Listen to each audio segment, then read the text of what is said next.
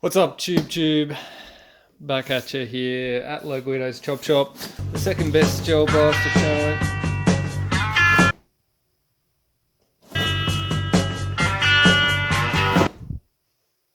No, that was weird.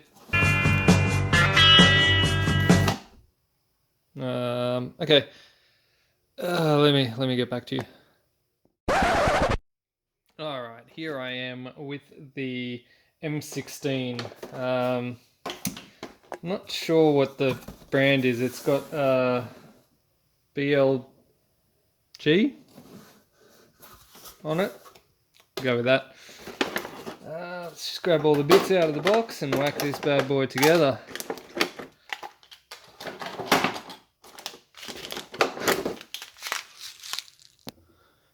If you are getting the M16 out of the box for the first time, probably something you might want to do. Just whack a little bit of oil on that barrel before you attach the handguard, because it is probably the tightest fitting handguard I've ever come across in gel blaster history.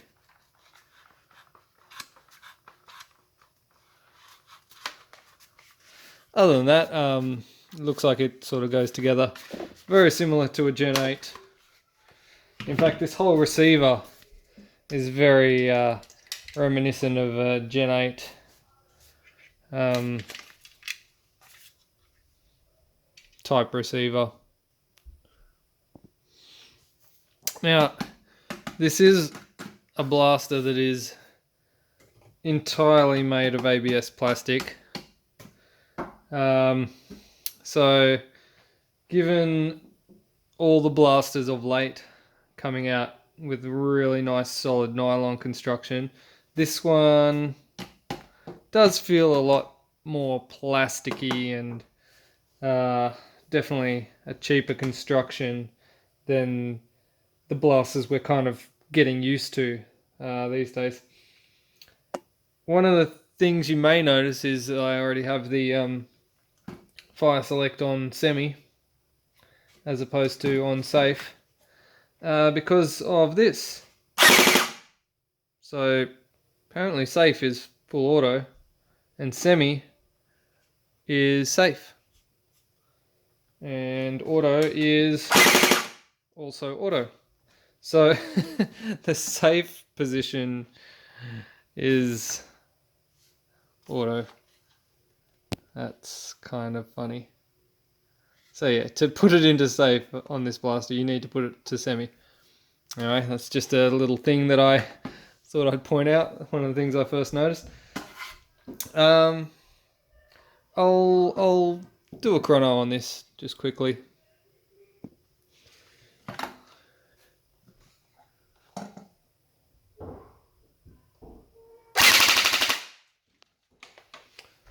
Alright, that wasn't messy at all. 220s, consistent 220s. It's pretty nice actually.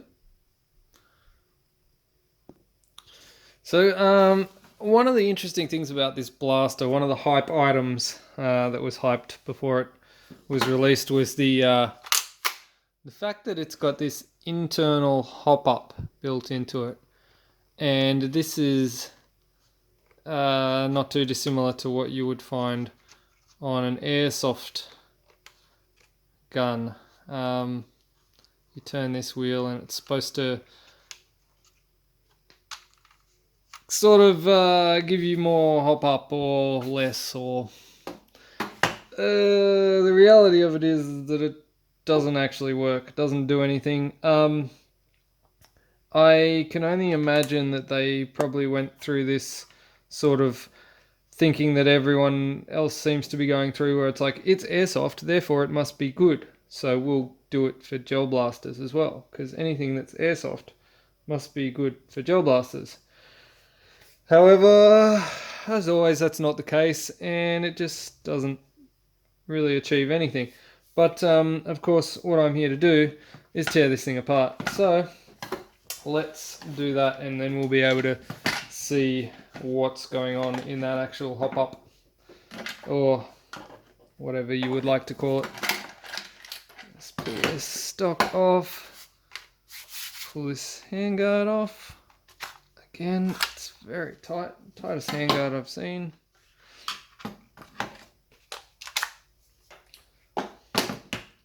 Now, even though the mag is sort of just your generic plastic mag, I do like the old style door on the back. That's I like it. It's just easy. It works. All right, this handle. Get rid of it.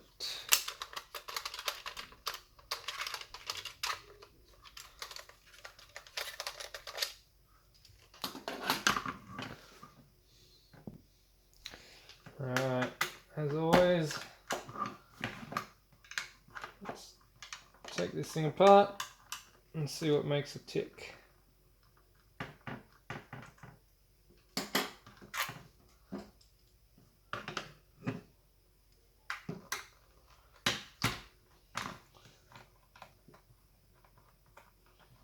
I'd almost suggest that this would be a direct replica of a Gen 8 if it wasn't for the fact that the safety is in the wrong position.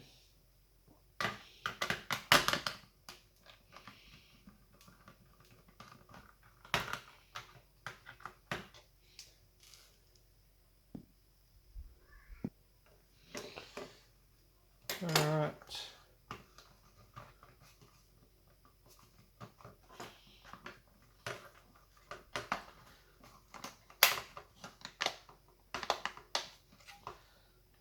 Put all the screws out.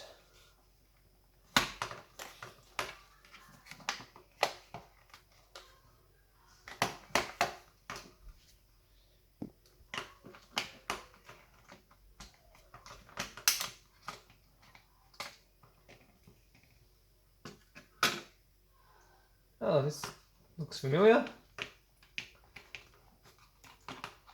Okay, so one of the things I did notice when I was unboxing this was I did notice the flash hider looks a lot like the flash hider that's on my Steyr, and looking at the logo that's on this gearbox, I'm thinking they're made by the same company. That is, I believe, a Yitai logo or something. Is that it? Is that Yitai? I don't know. It's a very familiar logo anyway, that one. I think it's made by the same people that make this Steyr. So, going a bit further in here, looks like we have what appears to be a very good replica of a Jinming Gen 8 box, with an interesting feature here that the top half of what is that? The top half of this gearbox isn't attached to the back half on this side. That's a different one. I've never come across that before. It doesn't look like it's broken. It looks like that's how it is. You see that?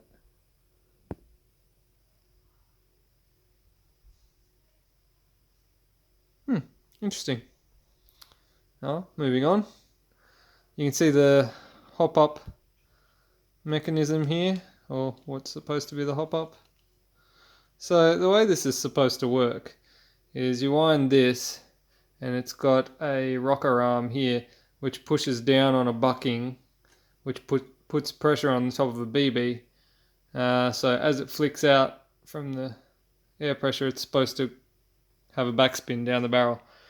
In reality, in gel blasters, all that does is just sort of squeezes the gel in the first bit of the chamber there, but I'm sure their heart was in the right place.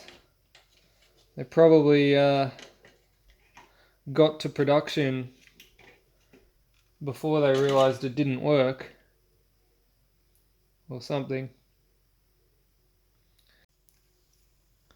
What a shame, all these moving parts here and for naught. Like, there's a lot of manufacturing that's gone into that.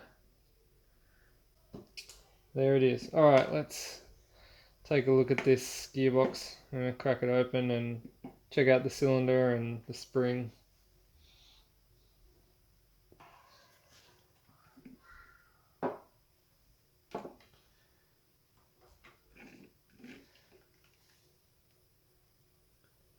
So this hop device appears to be built into the T-piece. Let's see if it comes out.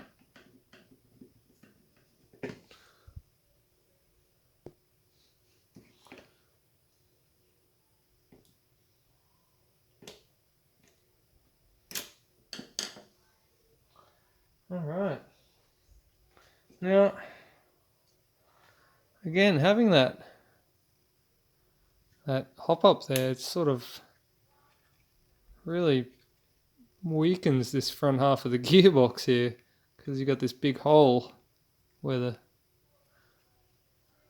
it's different.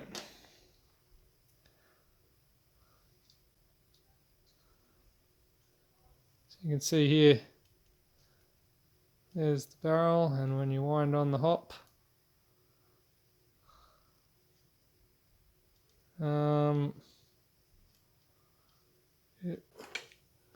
alright, so it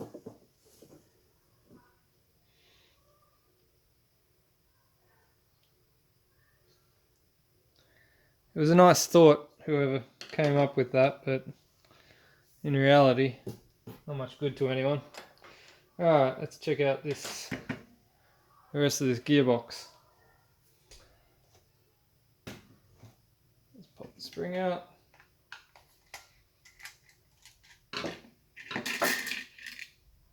Spring looks to be, I'd say about standard Gen 9-ish spring. Let me have a look.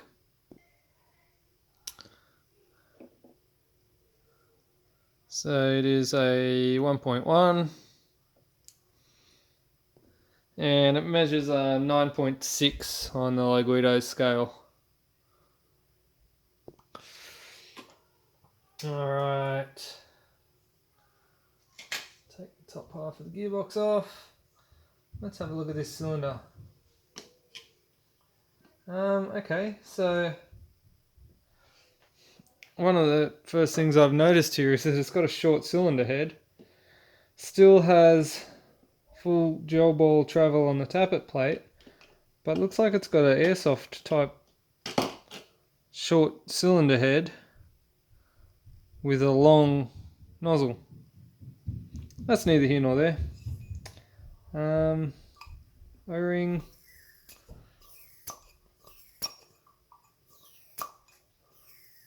It's not great. I'll chuck a green one in there. And see how we go from there.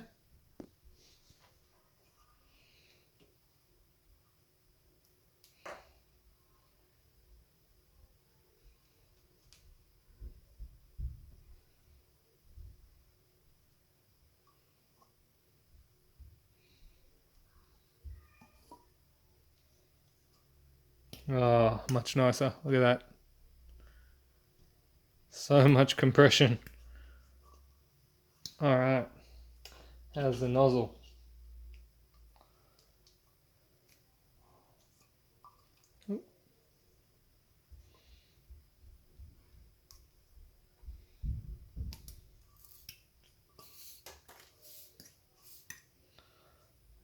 Nozzle's not great. But I mean, generally, these nozzles don't have any O-ring or anything, so the seal on them isn't particularly awesome. But it is what it is. Definitely an improvement on what it was.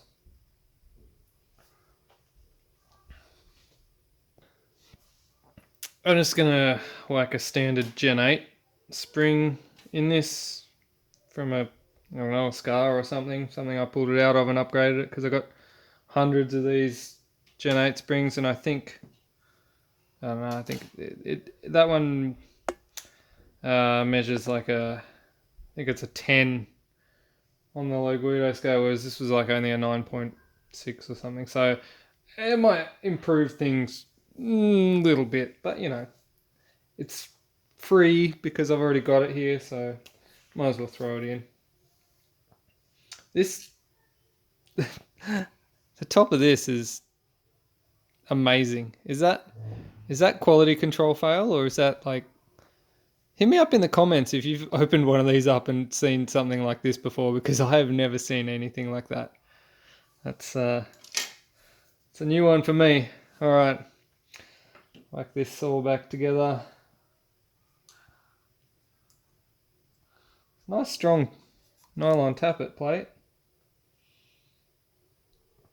And the cylinder head gives a nice seal right up until that nozzle. So, I mean, it could probably benefit from a nozzle upgrade, but I'm not going to do that because I'm not going to spend too much time and effort on this.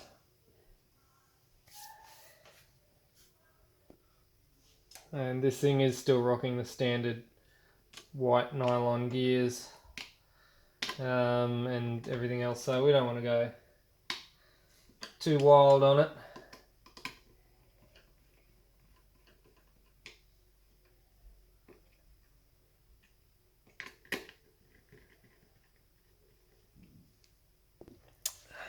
Alright, well, there you go. Just like a Gen 8, only not as good.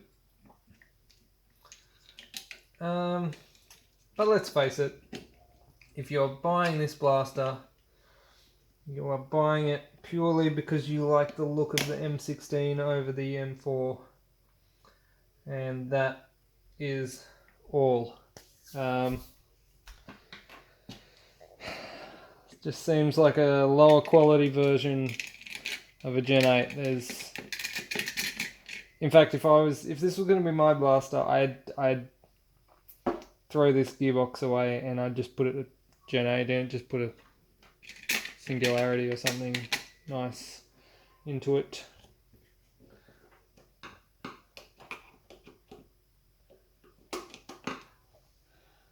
Alright. It's interesting that they've put another plug down here so you can unplug the motor. Yeah, cool. Alright, we'll pop this back together and I guess we'll chrono it with the new O-ring and recycled spring. Someone was on the comments section talking about how much I rub my hands together. And yeah, the reason that I rub my hands together so much is because when you're working on these blasters and they're oily gearboxes, my hands are covered in oil, so the screwdriver's slippery, everything's slippery, and I'm trying to get all these little screws done up, and I don't know, rubbing my hands together seems to help at least get some of the oil off or something. I also have a rag underneath my bench that I often wipe my hands on. But, you know, there you go.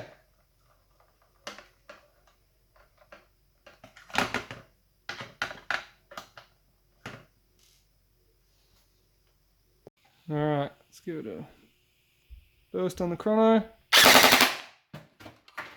Oh, blew the box off. 240s. 240, 242, 230. Yeah, nice little upgrade. Well, there it is, the M16. Not a mind-blowing bit of kit considering what we've got going for us at the moment, but given that it's based on a Gen 8, you can always, you know, it's always going to be upgradable, and you could make something quite powerful and quite skirmishable with this you know, if you like the M16 look and that's what you want, then it is a good place to start. Anyway, that's it for me for now. Don't forget to buy me a coffee and send me an email if you're interested in getting one of my patches. Unfortunately, the custom mags are all sold out, and I probably won't be getting any more of them. They were a limited run, so sorry about that if you missed out. But hit the link down bottom, buy me a coffee, do all that good stuff. And that's just for that guy. I've forgotten his name. Alright, peace.